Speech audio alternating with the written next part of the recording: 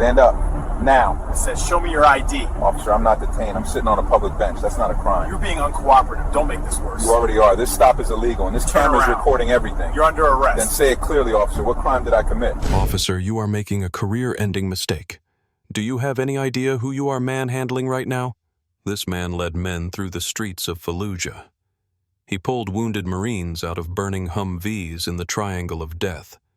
He holds the Silver Star for gallantry in action, and you're treating him like a common street thug because he's sitting on a bench on a Tuesday morning. But Officer Kyle Braden didn't care about history.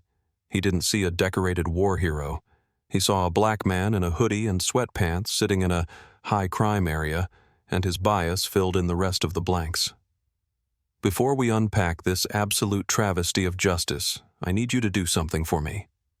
If you believe that our veterans deserve respect and that police officers need to follow the Constitution they swore to uphold, go down to the comments right now and type freedom. Let me know where you're watching from, whether it's Texas, New York, or overseas. Hit that subscribe button because this story is going to make your blood boil and you need to see how it ends. Marcus Thorne didn't panic as the cold steel ratchet of the handcuffs bit into his wrists. He didn't scream. He didn't beg. He looked straight ahead, watching the reflection in the barbershop window. He saw the young officer, Officer Braden, red-faced and sweating, struggling to assert dominance over a man who had stared down death more times than Braden had eaten a hot meal. Marcus knew exactly what was happening. He knew the law better than the man arresting him, and he knew that the body camera on Braden's chest was recording every second of this violation.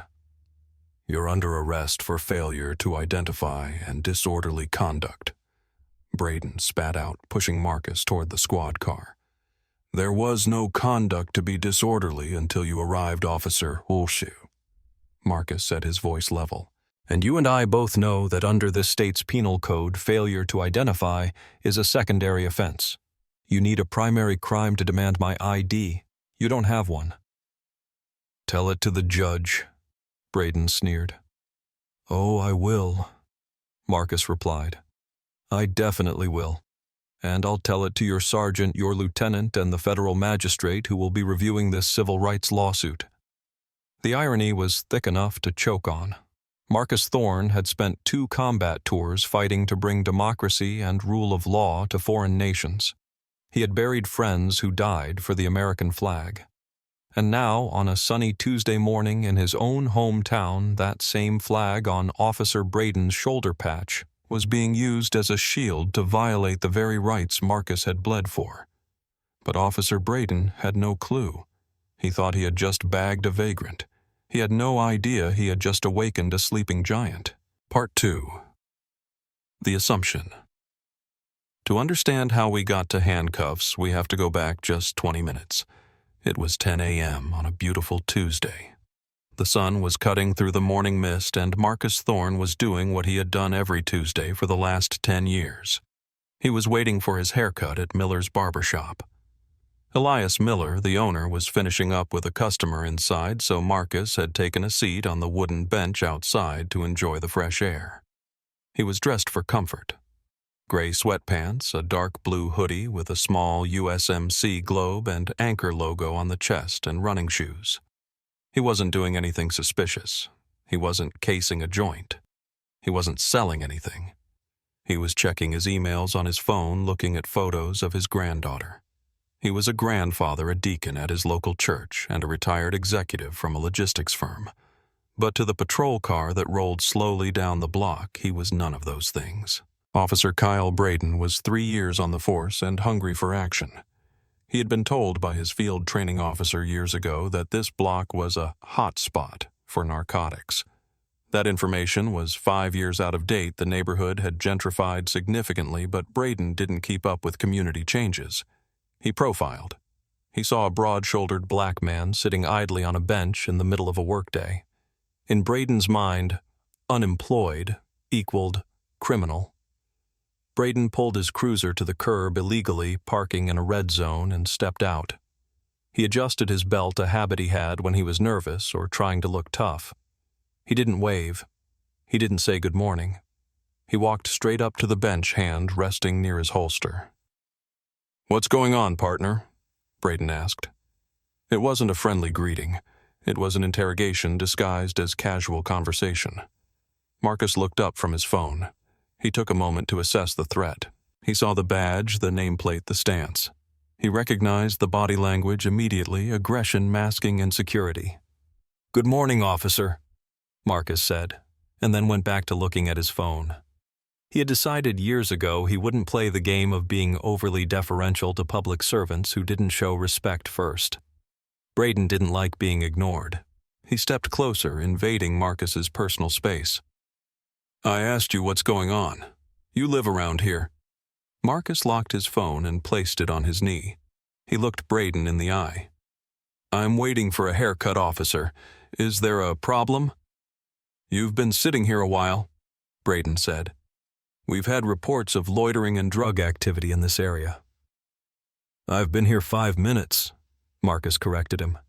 "And sitting on a public bench outside a business while waiting for a service isn't loitering, it's waiting." "I'm going to need to see some ID," Braden said, extending his hand. He said it with the confidence of someone who had never been told no. He assumed Marcus would crumble hand over the wallet and let Braden run a warrant check. That's what usually happened. But Marcus Thorne didn't crumble. He had held his ground against insurgents in the desert. He wasn't going to retreat from a rookie cop on a sidewalk. "Officer, am I being detained, or is this a consensual conversation?" Braden blinked. He hated that question. "I'm investigating a suspicious person. I need your ID. What specific crime do you suspect me of committing, appearing to commit, or having just committed?" Marcus asked. His voice was steady, instructional, almost like he was training a junior Marine. "Because without reasonable, articulable suspicion of a crime, you cannot demand my identification. That's Brown versus Texas." Braden's face flushed a deep crimson. "I don't need a law lesson from you," he snapped. "I need your ID now." "And I am respectfully declining," Marcus said. "I have broken no laws. I am bothering no one. Unless you are placing me under arrest, I don't have to provide you with papers."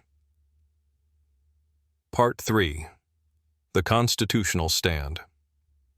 The air between them seemed to crackle with tension. Braden had backed himself into a corner. He had no reasonable suspicion. Sitting on a bench is not a crime, but his ego wouldn't let him walk away. To walk away now would feel like a defeat. He looked around. The street was relatively quiet, but people inside the barbershop were starting to look out the window. "Look, buddy," Braden said, his voice dropping an octave, trying to sound intimidating. "You can do this the easy way or the hard way. We can figure out who you are right here, or we can go downtown and figure it out in a cell. Your choice." Marcus stood up. He moved slowly, telegraphing his movements so the officer wouldn't have an excuse to draw his weapon. At 6 feet 2 inches, Marcus towered over the officer. He stood with a natural, effortless posture that commanded space. "Officer Braden," Marcus said, reading the name tag. "I am not your buddy. I am a private citizen exercising my Fourth Amendment rights. You are currently engaging in an unlawful detention. I am going to ask you one more time. Do you have a specific articulable suspicion that I am involved in criminal activity? If not, I am going to turn around and enter that barbershop." "You're not going anywhere," Braden said, stepping in front of him and putting a hand on Marcus's chest. That was the mistake. You do not put hands on a civilian without cause, and you certainly do not put hands on a combat veteran unless you are prepared for the consequences. Marcus didn't flinch, but his eyes went cold. "Remove your hand from my person," Marcus said quietly. "You have just committed assault. I am not a threat to you. I am unarmed. I am standing still. You are escalating a non-event into a civil rights violation." "You're acting nervous," Braden lied. "You're being belligerent. That's resisting." "Asserting my rights is not belligerence," Marcus countered. "And I am the furthest thing from nervous. I am disappointed. I wore a uniform for 30 years, officer.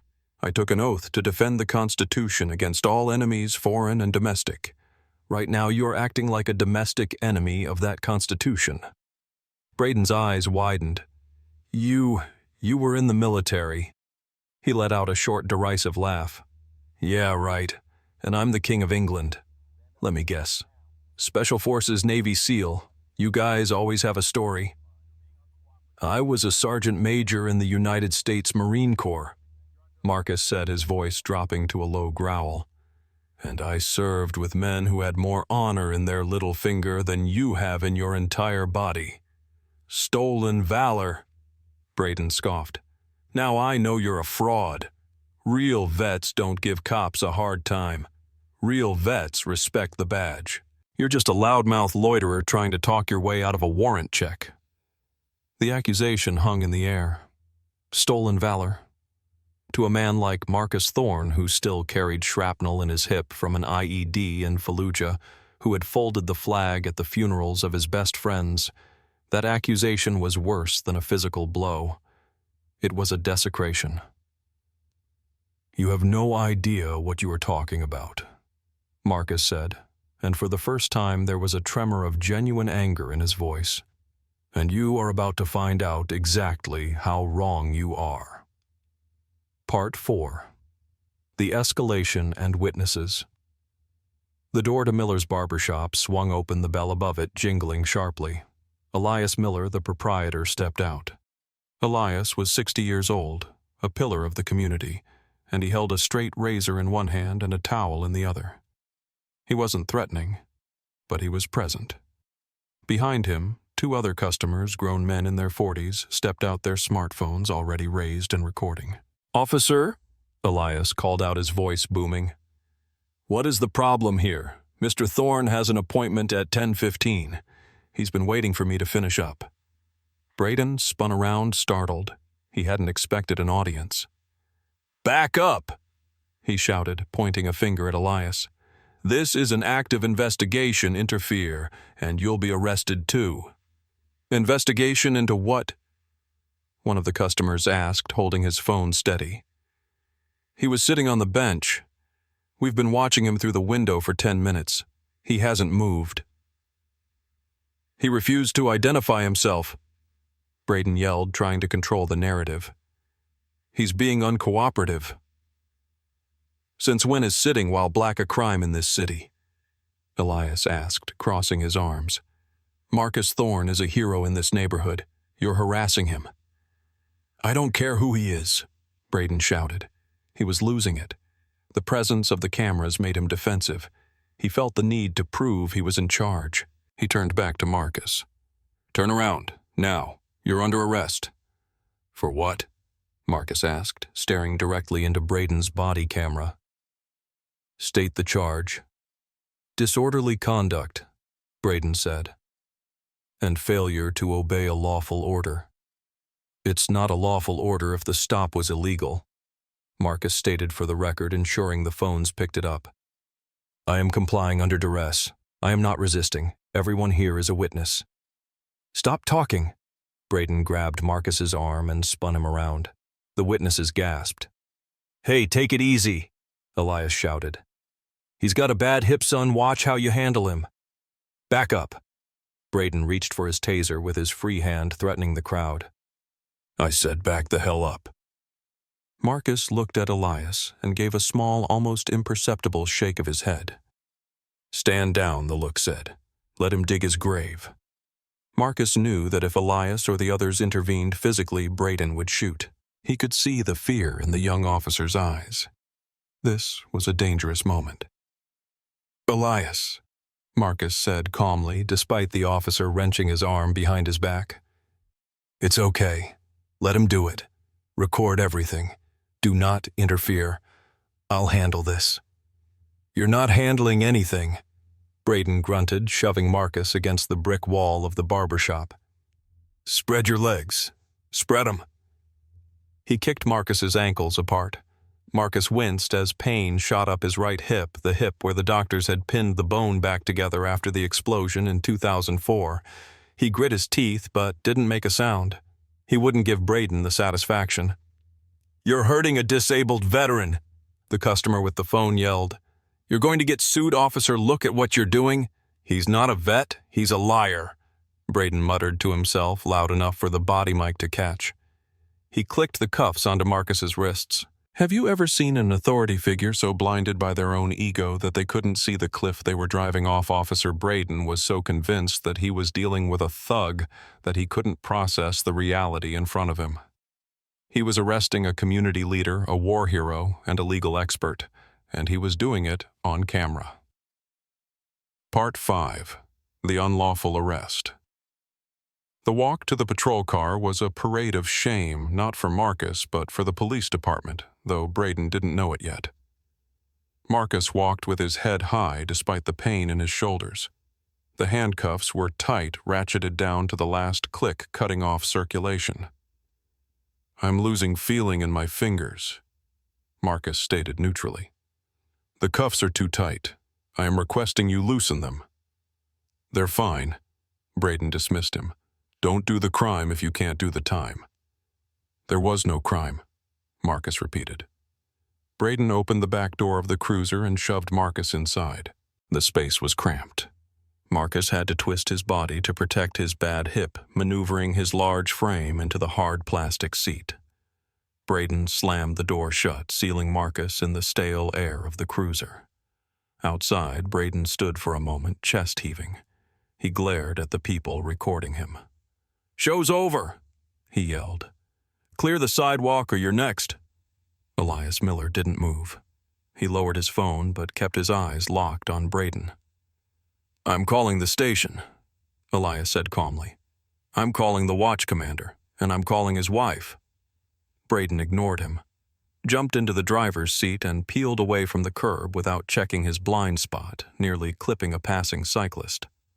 In the back seat, Marcus closed his eyes. He began to run through the breathing exercises that had got him through mortar attacks. In for 4, hold for 4, out for 4. He needed to keep his heart rate down. He needed to be sharp. He knew the next hour would determine the outcome of this entire encounter. Braden glanced at him in the rearview mirror. "You're quiet now. Cat got your tongue." Marcus opened his eyes. "I have nothing to say to you, officer. My attorney will do the talking. You have the right to remain silent, and I suggest you use it, because every word you speak is further evidence of your bias." "Bias?" Braden laughed. "I don't have bias. I caught a suspect acting suspicious. You fit the description." "What description?" Marcus asked. "You said you had a report of loitering. Now I fit a description. Which is it?" Braden didn't answer. He turned up the radio, drowning out the conversation. He was feeling a creeping sense of doubt now.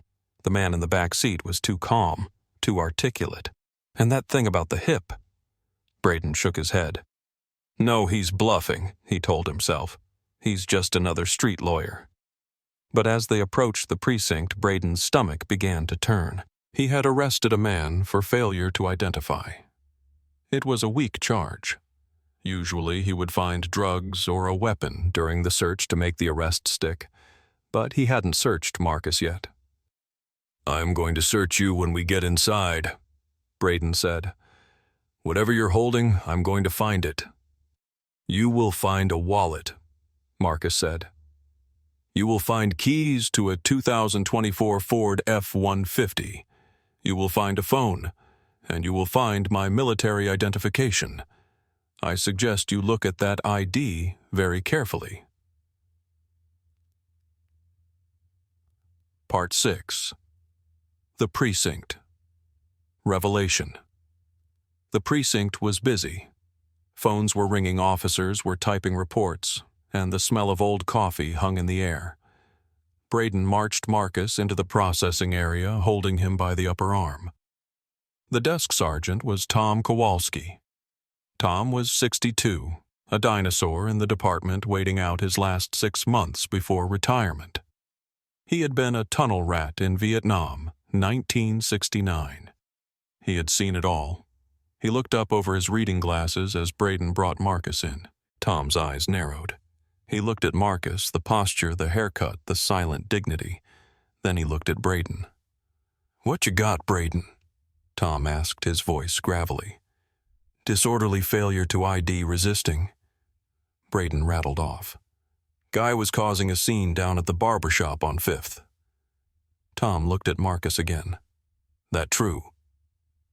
"I was sitting on a bench waiting for a haircut," Marcus said. "I refused a consensual encounter. Officer Braden took offense." Tom sighed. He stood up and walked around the desk. "All right, let's get the property. Uncuff him for the search." Braden removed the cuffs. Marcus rubbed his wrists where deep red indentations were visible. "Empty your pockets," Braden ordered. Marcus reached into his sweatpants. He pulled out his keys. He pulled out his phone. He pulled out a slim leather wallet. He placed them on the counter. "Check the wallet," Braden said to Tom. "Let's see who this guy really is." Tom Kowalski picked up the wallet. He opened it. The first thing he saw was the driver's license. Marcus Aurelius Thorne, address in the upscale Highlands district. Clean. Then Tom flipped the flap. He stopped. Inside the transparent window was a blue Department of Defense identification card. It wasn't the standard active duty card. It was the retired ID. Rank E9 Sergeant Major. But behind that card, tucked into the leather slot, was a laminated card, a miniature copy of a citation. Marines often carried them.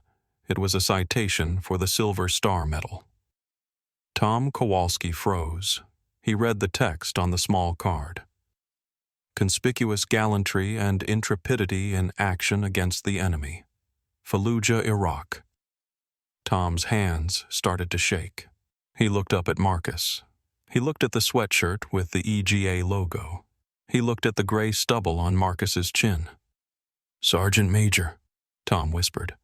It wasn't a question. It was a statement of recognition. "Sergeant Kowalski," Marcus replied, reading the name tag. "Semper Fi." Tom Kowalski turned slowly to Officer Braden. The look on the old sergeant's face was terrifying. It was the look of a man watching a train wreck that he couldn't stop. "Braden," Tom said, his voice dangerously quiet. "Did you read him his rights?" "Yeah, in the car," Braden said, confused. "Why? What's the big deal? It's just a fake ID, right? He said he was a vet." "Fake!" Tom roared. The sound stopped the entire room. Every head turned. "You think this is fake, you idiot? You absolute moron." Tom slammed the wallet down on the counter open to the military ID. "You just arrested a sergeant major of the Marine Corps. You arrested a Silver Star recipient for sitting on a bench. Do you have any idea what you've done?" Braden stepped back, pale. He didn't show me ID. He was resisting." "He didn't have to show you, Jack," Tom yelled. "Did you have a crime? Did you see him dealing? Did you see a weapon?" "He fit the description," Braden stammered. "What description?" Tom demanded. "Black and breathing, because that's all I'm seeing here." Just then, the heavy door to the back offices opened. The watch commander walked out. Captain David Henderson. Henderson was a former Marine officer. He had served in the First Gulf War. "What is all the yelling out here?" Henderson barked. Tom Kowalski didn't speak. He just pointed at Marcus Thorne, who was standing at parade rest by the booking desk. Captain Henderson looked. He squinted. Then his eyes went wide. He walked over, ignoring Braden completely. He looked at Marcus's face. "Top?" Henderson asked, using the affectionate term for a master sergeant or sergeant major. "Top Thorne, is that you?" Marcus nodded once. "Captain Henderson, it's been a long time. 2nd Battalion, 7th Marines, 29 Palms, 1998. "My God," Henderson said. He looked at the handcuffs on the counter. He looked at Braden. "Why is my former battalion sergeant major standing in my booking area?" Part 7. The Commander's Wrath. The silence in the precinct was absolute. You could hear the hum of the fluorescent lights. Officer Braden looked from Henderson to Marcus, realizing for the first time that the story the suspect told was true. And if it was true, Braden was dead in the water. "Sir," Braden started, his voice cracking. I detained the suspect for loitering. He refused to identify. I brought him in for processing." Captain Henderson turned on his heel. He didn't shout. The quiet fury was worse. "You arrested a retired E9 for loitering? Did he have a tent? Was he begging for money?" "No, sir. He was sitting on a bench." "In front of a barbershop?" "Yes, sir." Henderson closed his eyes for a brief second, rubbing his temples. "Braden, give me your badge and your gun. Put them on the counter. Now." "Sir." "Administrative leave, effective immediately. Get out of my sight. Go wait in the conference room." Braden stripped his gear off his hands, trembling violently. He placed the Glock and the shield on the counter. He walked away, a dead man walking, avoiding eye contact with the other officers who were now glaring at him with disgust. Henderson turned back to Marcus. "Top, I don't even know what to say. I am humiliated. This department is better than this." "No, Captain," Marcus said coldly. "It clearly isn't. That officer felt comfortable doing what he did because he's done it before. He called my service stolen valor. He twisted my wrists when I was compliant. He ignored the law because he didn't like my tone." "We will fix this," Henderson said, reaching for the keys to the handcuffs, realizing they were already off. "You are free to go, obviously. No charges. We'll scrub the arrest record. It never happened." "Oh, it happened," Marcus said. "And scrubbing the record won't erase the video on the phones of the witnesses. It won't erase the body camera footage I want preserved." "Marcus," Henderson said, dropping the rank-speaking man to man, "we can handle this internally. Braden is done. I promise you that. We don't need to drag this through the mud." "This city needs the mud," Marcus replied. "Captain, you know I respect you, but I spent 30 years defending a system of laws. If I let you sweep this under the rug because we're brothers in arms, I'm betraying every civilian who doesn't have a silver star in their wallet. What happens to the kid who isn't a sergeant major? What happens to the young man who just gets off a shift at the warehouse Braden buries them?" Marcus picked up his wallet. He checked his phone. "I want the logs. I want the body cam footage. I want the initial call report. My lawyer will be filing a preservation letter within the hour." "You're going to sue us," Henderson said, resigned. "I'm going to sue the city," Marcus corrected. "I'm going to sue Officer Braden personally, and I'm going to make sure that the next time a rookie thinks about profiling a black man on a bench, he remembers the name Marcus Thorne." Marcus turned to Sergeant Kowalski. "Tom, good to see you. Sorry it was under these circumstances." "Honor to serve with you, Top," Kowalski said, saluting. It was a gesture of profound respect. Marcus returned the salute crisp and perfect. Then he walked out of the station, a free man, but a man on a mission. Part 8. The Verdict and the Lesson. The fallout was swift, but the fight was long. The video Elias Miller took went viral within 48 hours. The sight of a decorated veteran being accused of stolen valor by a rookie cop sparked national outrage. Veterans groups from across the political spectrum united in condemnation. The hashtag Stand with Marcus trended for a week. The lawsuit Marcus filed was a masterclass in civil rights litigation. It didn't just target Braden, it targeted the training protocols of the entire department. During discovery, Marcus's lawyers found what they suspected: Braden had a history. 7 complaints in 3 years, 5 involving black men, all dismissed by Internal Affairs as unfounded. This time they couldn't dismiss it. The city settled for $450,000 to avoid a jury trial they knew they would lose. But Marcus didn't keep a dime. He publicly donated the entire settlement to a legal defense fund for veterans and a local youth mentorship program in the neighborhood where he was arrested. Officer Kyle Braden was fired. The union didn't even fight for him. The stolen valor comment had made him a pariah even among his own ranks. He lost his certification, meaning he could never be a police officer in the state again. But the real victory wasn't the money or the firing, it was the Thorn Protocol. As part of the settlement, the department was forced to overhaul its stop and ID training. Every officer had to undergo 40 hours of constitutional law refresher courses, specifically focusing on the Fourth Amendment and de-escalation. 6 months later, Marcus sat on that same bench outside Miller's Barbershop. He was fresh from a haircut. The sun was shining. A patrol car rolled by. A new officer was driving a young woman. She slowed down. She looked at Marcus. She nodded respectfully. "Morning, sir," she called out through the open window. "Good morning, officer," Marcus replied. She drove on. No stop, no harassment, just community policing. It ends here, but the questions remain. Marcus Thorn had the rank, the medals, and the knowledge to fight back. But as he sits there, he thinks about the men who don't. He thinks about the fragility of the freedom he fought for. He realizes that the war for justice isn't fought in foreign deserts anymore. It's fought on our sidewalks, in our courtrooms, and in our hearts. Freedom isn't free.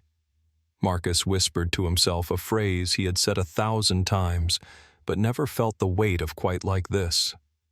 I want to leave you with this thought. When you see someone standing up for their rights, don't assume they are being difficult. Assume they are being Americans.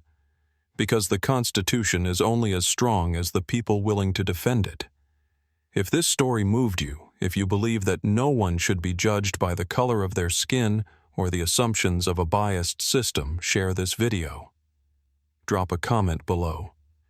Tell me, do you think the settlement was enough, or should Braden have faced criminal charges? Don't forget to like and subscribe. We tell the stories the mainstream media ignores. Until next time, stay safe, stay free, and know your rights.